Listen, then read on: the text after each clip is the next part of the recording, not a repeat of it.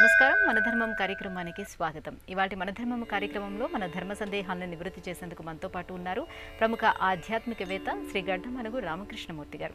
గురుగారు నమస్కారం. శ్రీమాత్రే నమః. గురుగారు, ప్రతి పౌర్ణమికి అరుణాచల క్షేత్రంలో గిరి ప్రదక్షిణ చేస్తూ ఉంటారు కదా. అయితే ఆషాఢ పౌర్ణమి రోజు ఏ క్షేత్రంలోని గిరి ప్రదక్షిణ చేస్తే మంచిది? గిరి ప్రదక్షిణ యొక్క ప్రాధాన్యత ఏంటి? ఆషాఢ పౌర్ణమి నాడు సింహాచల గిరి ప్రదక్షిణ చేస్తారు. గిరికి ప్రదక్షిణ చేయటంలో అరుణాచలంలోనైనా సింహాచలంలోనైనా ఆలోచన ఒకటే. ఆ గిరి సాక్షాత్తు అక్కడ ఉన్న దేవతా స్వరూపమని. ఏ ఏ క్షేత్రాల్లో అయితే స్వామి స్వయంభూగా అవతరిస్తాడో ఆయా క్షేత్రాలలోని పర్వతం కూడా ఆ స్వామియే అన్నది పురాణ వచనం.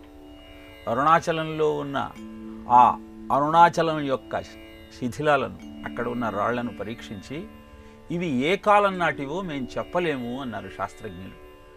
అంటే సృష్టి ఏర్పడినప్పుడే ఏర్పడినటువంటి శివస్వరూపం అరుణాచలంలోని కొండ అయితే, సింహాచల పురాణంలో 32 అధ్యాయాలు ఉంటాయి. ఉగ్రం వీరం మహాత్మానం జ్వలంతం సర్వతోముఖం నృసింహం భీషణం భద్రం మృత్యోర్మృత్యుర్ నమామ్యహం అన్న నారసింహస్వామి మూల మంత్రంలో 32 అక్షరాలు ఉంటాయి. అక్కడ ఉన్న సింహాచల క్షేత్రం యొక్క వ్యాసం 32 కిలోమీటర్లు. ఇలా ఆషాఢ శుద్ధ చతుర్దశి నాడు ప్రారంభించే పౌర్ణమి నాటికల్లా గిరి ప్రదక్షిణను పూర్తి చేసుకొని స్వామి అంతా వ్యాపించి ఉన్న నీ తత్వాన్ని ఈ అచలంలో ఉన్నట్టుగా భావన చేస్తూ అంతరాలయంలో ఉన్నటువంటి నీ దర్శనానికి మేము కన్నులు కాచి వేచి చూస్తున్నామయ్యా అని భక్తుల యొక్క భావన. ఇక్కడ మరి ఎప్పుడైనా చేయొచ్చు కదా, ఆషాఢ పౌర్ణమి నాడే ఎందుకు చేస్తారు అన్న సందేహం కలుగుతుంది. అక్షయ తృతీయ నాడు సింహాచలంలో స్వామి యొక్క నిజరూప దర్శనం అందరికీ అందుతుంది. ప్రహ్లాదుడు హిరణ్యకశ్యపుడిని నారసింహమూర్తి సంహరించిన తరువాత ఆ క్షేత్రంలో ఆ స్వామికి ఆలయాన్ని నిర్మాణం చేసి ఆయనను ఆరాధన చేశారు. ఉగ్రస్వామి అయినటువంటి ఆ ఉగ్ర రూపాన్ని తట్టుకోలేక నిరంతరము చందనంతో ఆ స్వామిని కప్పివేసి ఆరాధించటం ప్రారంభించారు. హిరణ్యాక్షుణ్ణి యజ్ఞవరాహ రూపంలో, హిరణ్యకశ్యపుణ్ణి నారసింహ రూపంలో అంతం చేసి వారికి ముక్తిని ఇచ్చినటువంటి ఆ శ్రీ మహావిష్ణువు అక్కడ వరాహ లక్ష్మీ నరసింహమూర్తిగా అవతరించి భక్తులను కటాక్షిస్తూ ఉన్నాడు. ఆ స్వామి పూర్తిగా చందనంతో కప్పబడినప్పుడు లింగాకారంలో మనకు దర్శనమిస్తాడు. అక్షయ తృతీయ నాడు నిజరూప దర్శనం అందుకున్న తరువాత 4 దఫాలుగా ఆ స్వామిని చందనంతో అలంకరిస్తారు. అక్షయ తృతీయ నాడు 3 మణుగుల చందనాన్ని, అంటే దాదాపు 12 కిలోల చందనాన్ని అదిమితే ఆ తరువాత జ్యేష్ఠ ఆషాఢ మాసాలలో 4 దఫాలలో చందనాన్ని అదిలి పూర్తిగా ఆషాఢ పౌర్ణమికి ఆ స్వామి పూర్తి చందనంతో అక్కడ అవతరిస్తాడు. అందుకని మిగతా సంవత్సరం అంతా ఆ స్వామిని అలానే చూసుకోవటానికి అది మొదటి రోజు కనుక సింహాచల గిరి ప్రదక్షిణను చేస్తూ శాస్త్రం ఒక మాట చెప్తుంది. గిరి ప్రదక్షిణ చేస్తే భూ ప్రదక్షిణ చేసినట్టే అంత ఫలితం దక్కుతుంది. భూమండలంలో ఉన్న దేవతామూర్తులందరికీ ప్రదక్షిణ చేసి నమస్కరించటం వల్ల ఎంత పుణ్యం నీకు సిద్ధిస్తుందో, ఆ రోజు సింహాచలంలో గిరి ప్రదక్షిణ చేసి స్వామిని దర్శనం చేసుకుంటే అంత పుణ్యం లభించి నీ కోరికలనన్నీ ఆ స్వామి నెరవేరుస్తాడు అన్నది భక్తుల ప్రగాఢ విశ్వాసము, నిరూపింపబడుతున్న సత్యము. అందుకే అక్కడ పురూరవుడు ఆకాశంలో వెళుతూ ఉంటే ఆ సింహాచల క్షేత్ర మహిమకు ఆకాశంలో వెళుతున్నటువంటి ఆ విమానం కూడా ఆకర్షింపబడి కిందికి వచ్చేసిందిట.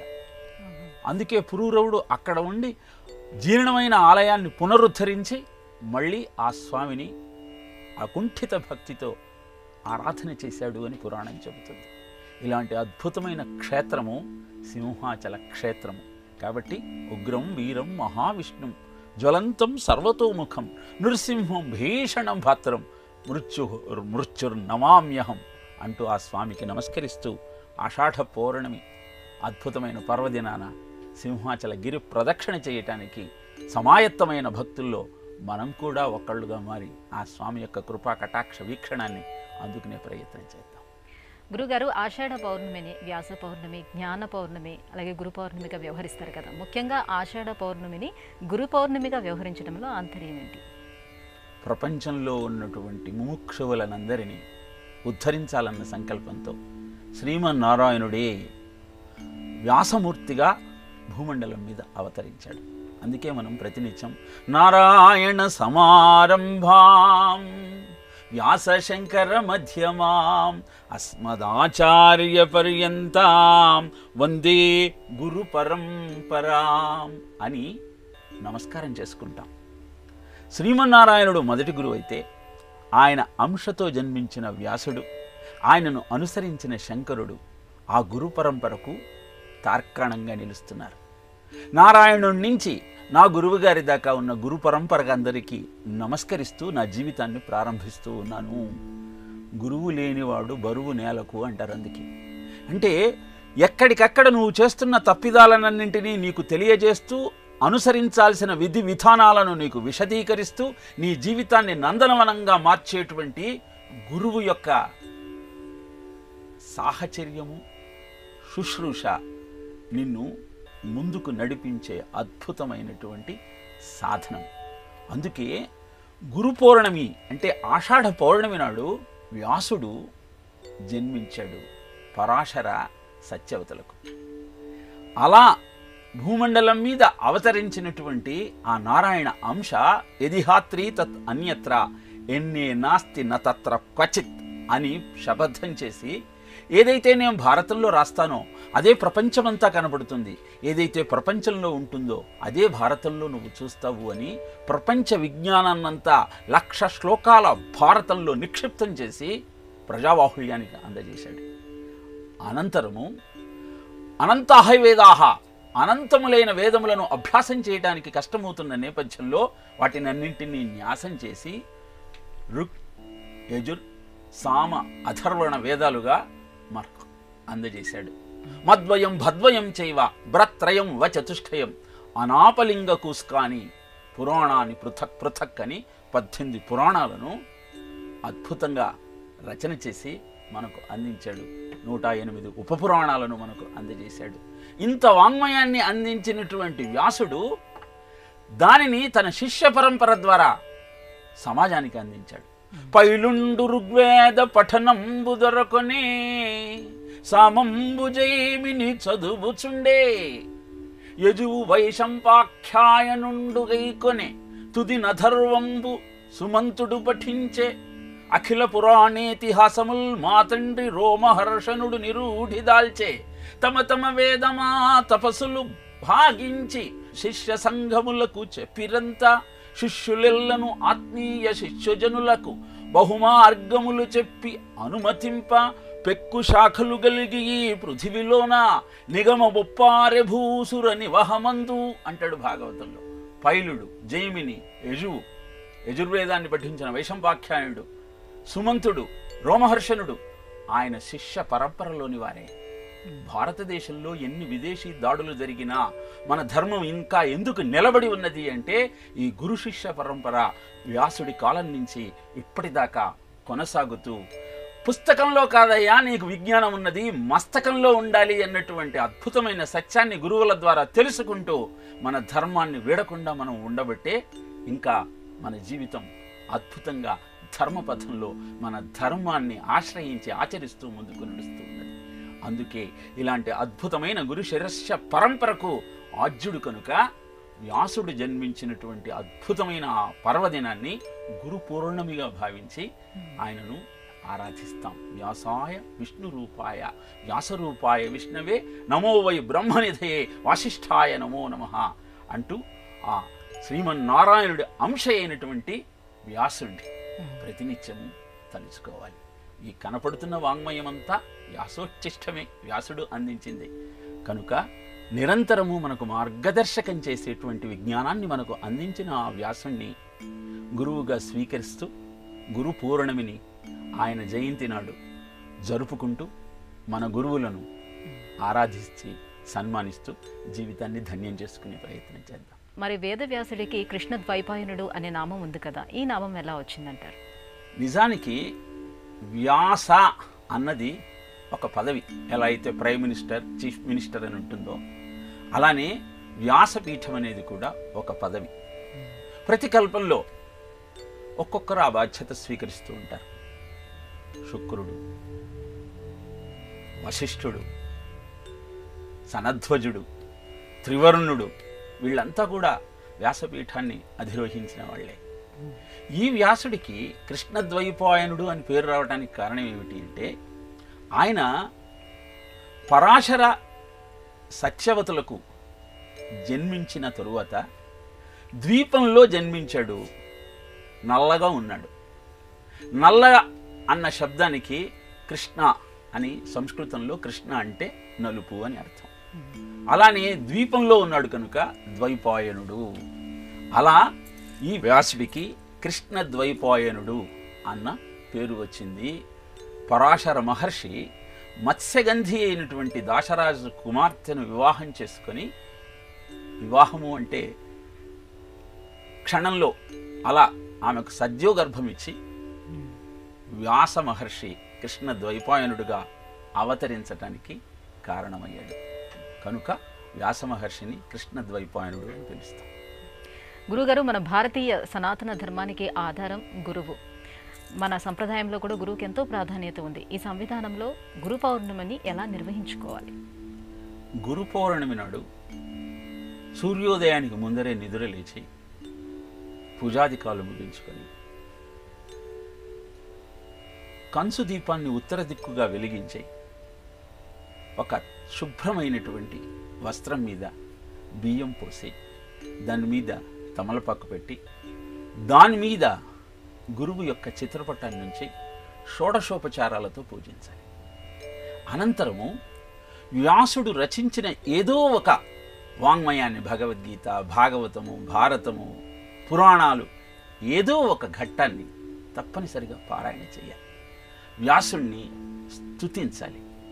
ఆ రోజు ఉపవసించి వ్యాసుడు మనకు అందించిన అద్భుతమైన ఆ విజ్ఞానాన్ని ఎంతవరకు మనం ఆచరిస్తున్నాము అన్న ప్రశ్నను వేసుకొని దానికి సమాధానంగా నీవు నీ జీవితంలో ఆయన అందించిన దానధర్మాన్, మోక్షధర్మాన్, స్త్రీధర్మాన్ విభాగశః అంటాడు.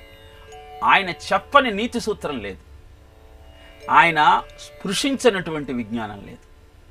కనుక ఏ ఏ క్షేత్రంలో నువ్వు పని చేస్తున్నావో, నీ ధర్మాన్ని నువ్వు నిర్వర్తిస్తున్నావో దానిని నీవు ఆచరిస్తున్నావా లేదా అని ప్రశ్నించుకొని అనంతరం దేవాలయంలో ఈ గురు పౌర్ణమి నాడు విశేషంగా అనేకమైన ఆధ్యాత్మిక కార్యక్రమాలు జరుగుతూ ఉంటాయి.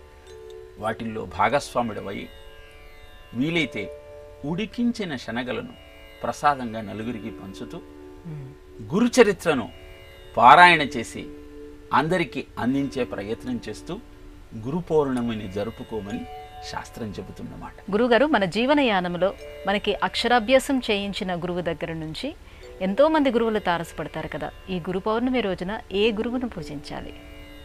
మనకు 8 రకాలైన గురువులను శాస్త్రం తెలియజేసింది. మొదట బోధక గురువు అంటే వేదాంతంలోని, నీ విద్యలోని శబ్దాన్ని, అర్థాన్ని నీకు వివరించేవాడిని బోధక గురువు అంటారు. వేదక గురువు అంటే ఆ శబ్దము, అర్థముతో పాటు దాని తత్వాన్ని కూడా వివరించేవారిని వేదక గురువు అంటారు. కామ్యక గురువు అంటే నీ చేత పుణ్య కార్యక్రమాలను ఆచరింపజేసి తద్వారా నీకు మోక్షము మీద ఆసక్తిని కలిగించేవారు కామ్యక గురువు. సూచక గురువు అంటే శమ, దమ ఇలాంటి సద్గుణాలన్నింటినీ నీకు కలిగించేటువంటి విధానాన్ని తెలియజేస్తూ నీ జీవితాన్ని సదాచారంతో నడిపించే వారిని సూచక గురువు అంటారు. ఇక వాచక గురువు అంటే ప్రాపంచిక విషయాల పట్ల అనాసక్తిని కలిగించే విధంగా నీ జీవితాన్ని తీర్చిదిద్దేవాడిని వాచక గురువు అంటారు. కారణ గురువు అంటే ఆత్మానుభవాన్ని నీకు అందజేసే విధంగా నీ జీవితాన్ని నడిపించేవారిని కారణ గురువు అంటారు. విహిత గురువు అంటే కైవల్యాన్ని నీకు అందించే విధంగా నీ జీవితాన్ని నడిపించేవారిని విహిత గురువు అంటారు. ఆఖరిగా నిషిద్ధ గురువు అంటే కేవలము సుఖానుభవమే జీవిత లక్ష్యమని నీ చేత ఆకర్షణాది మంత్రాలన్నింటినీ అనుష్ఠానం చేయిస్తూ నీ జీవితాన్ని భోగలాలసత వైపు నడిపించే వారిని నిషిద్ధ గురువు అంటారు. ఈ నిషిద్ధ గురువును తప్ప మిగతా అందరి దగ్గర నువ్వు విద్యాభ్యాసం చేయవచ్చు, అధ్యయనం చేయవచ్చు. గురు పౌర్ణమి నాడు ఆధ్యాత్మిక విద్యను నీకు నేర్పిన గురువును సన్మానించి పూజించమని తెలియజేస్తుంది శాస్త్రం. ఎందుకంటే అధ్యాత్మ విద్య విద్యానాం అంటుంది భగవద్గీత. చదివి చదివి చదివి సావంగగా నేటికి సావులేని చదువు చదవవలయు. చదివి చదివి కోటి జనులు చచ్చితిరి కదా విశ్వదాభిరామ వినురవీమ. లౌకిక జ్ఞానాన్ని ఎంత నువ్వు సముపార్జించినా ఏమి లాభము? అది నీకు ముక్తిని ఇవ్వలేదు కదా.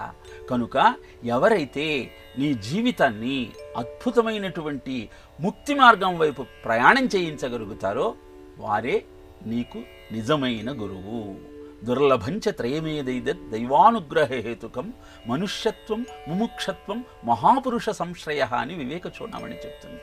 అంటే ముగ్గురు నీకు దొరకటం దుర్లభం. మొదటిది మనుష్య జన్మ. మనుష్య జన్మ దొరికిన తరువాత ముముక్ష పథంలో నడిపించటం కోసం నీ సాధన ప్రారంభించటం కూడా దుర్లభమే. ఈ రెండు నువ్వు నీ స్వయం ప్రతిభతో సంపాదించుకునేవి. మానవ జన్మ, ముముక్షత్వము. కానీ ఈ రెండు ఉన్నా నిన్ను ఆ పథంలో నడిపించే మహాపురుషులు నీకు దొరకటం నీ పూర్వజన్మ సుకృతం. అందుకే అలాంటి మహాపురుషులను ఈ గురు పౌర్ణమి నాడు సన్మానించి ఆరాధించి జీవితాన్ని ధన్యం చేసుకోమని శాస్త్రం తెలియజేస్తున్న సత్యం.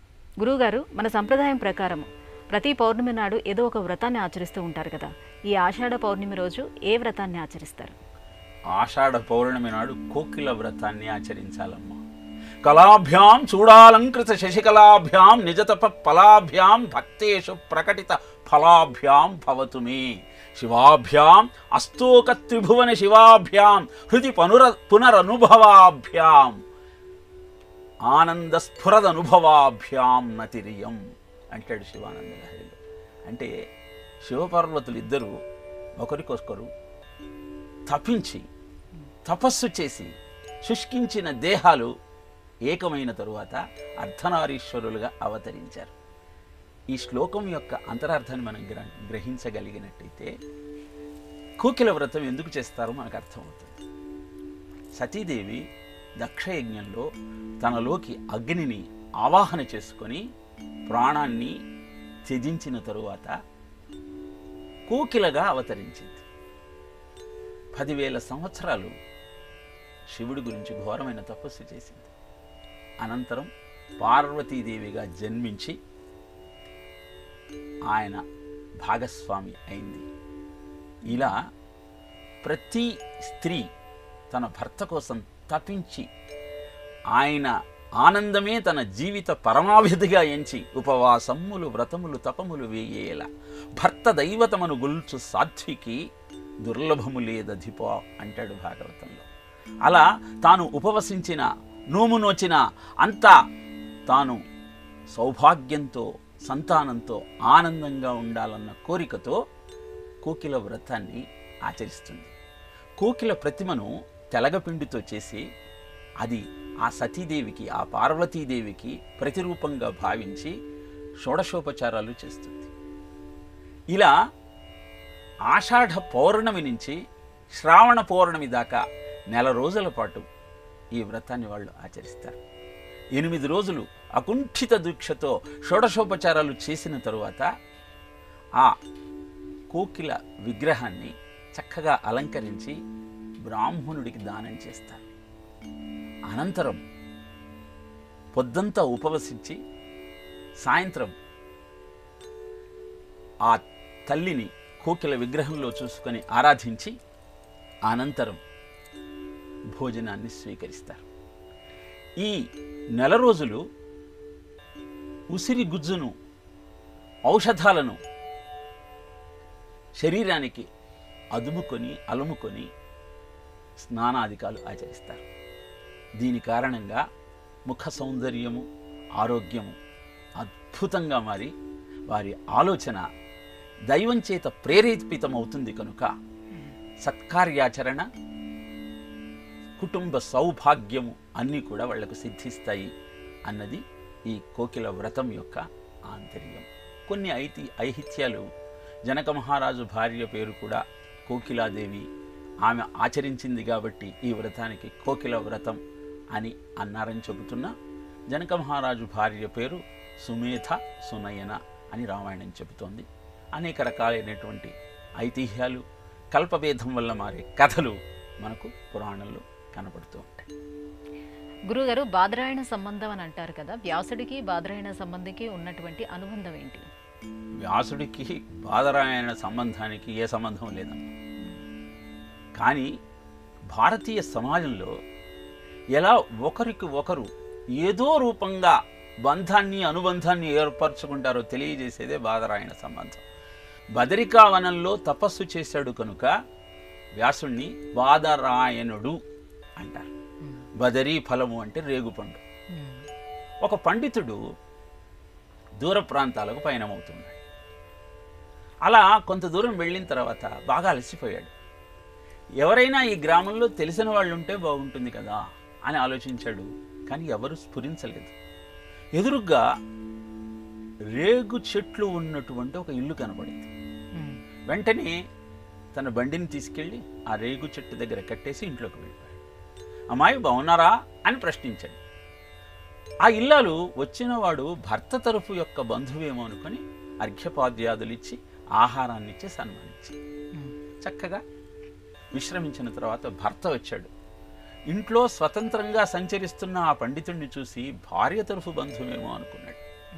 అనుకొని తాను చక్కగా మాట్లాడి కావలసినవన్నీ అందించి సంభాషణ అలా సాగుతూ ఉంటే భార్యతో అన్నాడు, ఎవరితను? నాకేం తెలుసండి, మీ బంధువేమో అనుకున్నాను అని ఆ తల్లి సమాధానం చెప్పింది. అనంతరము కుతూహలం ఆగక అతన్నే ప్రశ్నించాడు ఆ ఆసామి, ఎవరను, మాకు మీకు బంధుత్వం ఏమిటి అని. అంటే అస్మాకం బదరీ చక్రం యుష్మాకం బదరీ వనం బాదరాయణ సంబంధ యూయం యూయం వయం వయం అన్నాడు. అంటే నా బండికున్న చక్రము రేగు చెట్టుతో చేసింది. మీ ఇంటి ముందు రేగు చెట్లు ఉన్నాయి కాబట్టి ఆ రేగు చెట్టుకు నా బండికున్న రేగు చక్రానికి సంబంధమే నీకు నాకున్న సంబంధమయ్యా. చక్కటి భోజనం పెట్టావు, నీవు చాలా ఆనందంగా ఉండదువుగా కానీ దీవిస్తే నవ్వుకున్నాడు ఆ గృహస్థు. అందుకని బాదరాయణ సంబంధము అంటే ఏ సంబంధం లేకపోయినా ఎలా సంబంధం కలుపుకొని అందరం కలిసి సహజీవనం చెయ్యాలో తెలిపే అద్భుతమైన గాథే ఈ బాదరాయణ సంబంధము. 1, 2 అంటూ అంకెలు లెక్కడితే 9 గుమ్మం దాటవు ఎప్పుడు సంఖ్యలు ఎన్నంటే, పక్కన నిలబెడుతూ కలుపుకుపోతుంటే సంఖ్యలకైనా అందవు మొత్తము అంకెలు ఎన్నంటే, నిన్ను నిన్నుగా నన్ను నన్నుగా అనుకున్నావంటే కోట్ల ఒకట్ల ఒంటరితనాన పని ఉండాలంతే, నువ్వు నేను కలిపి మనం అని అనుకున్నామంటే ప్రపంచమంతా కలిపి మొత్తము మనిషితనం ఒకటే. ఇలా అందరము ఒకటై పని చేయగలిగినప్పుడే సమాజం అద్భుతంగా ఉంటుంది. సంఘశక్తి కలే యుగం అంటుంది శాస్త్రం. ఎప్పుడైతే అందరి యొక్క ఆలోచన ఒకటై ఆచరణ తదనుగుణంగా ముందుకు సాగితే అప్పుడు సమాజం సుభిక్షంగా ఉంటుంది. ప్రజలంతా ఆనందంతో వర్ధిల్లుతారు. కుల, మత, ప్రాంత, ఖండ, జాతి భేదాలన్నింటినీ విస్మరించి అందరిలో ఉన్నటువంటి విష్ణు చైతన్యం ఒక్కటే అన్న భావన నీలో కలిగినప్పుడు జీవితం అద్భుతంగా ఉంటుంది. అందుకే 18 పురాణాలు రచించినటువంటి వ్యాసుణ్ణి 18 పురాణాల సారాంశాన్ని ఒక్క వాక్యంలో చెప్పవయ్యా అని అడిగినప్పుడు ధర్మీచ అర్థేచ కామేచ మోక్షేచ భరతర్షభ పరోపకారాయ పుణ్యాయ పాపాయ పరపీడనం అని చెప్పాడు. ఎదుటివాడికి సహాయం చేయటమే పుణ్యము, ఎదుటివాడిని పీడించటం పాపం. ఈ విషయం కనుక మనం అర్థం చేసుకోగలిగితే బాధరాయణ సంబంధంలోని ఆంతర్యము, గురు పౌర్ణమి జరుపుకోవటంలోని అద్భుతము మనం గ్రహించగలుగుతాం.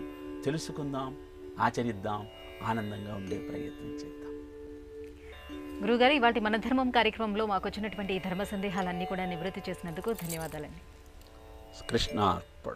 ఇది ఇవాళ మన ధర్మం కార్యక్రమం. రేపటి మన ధర్మం కార్యక్రమంలో మళ్ళీ కలుసుకుందాం. నమస్కారం.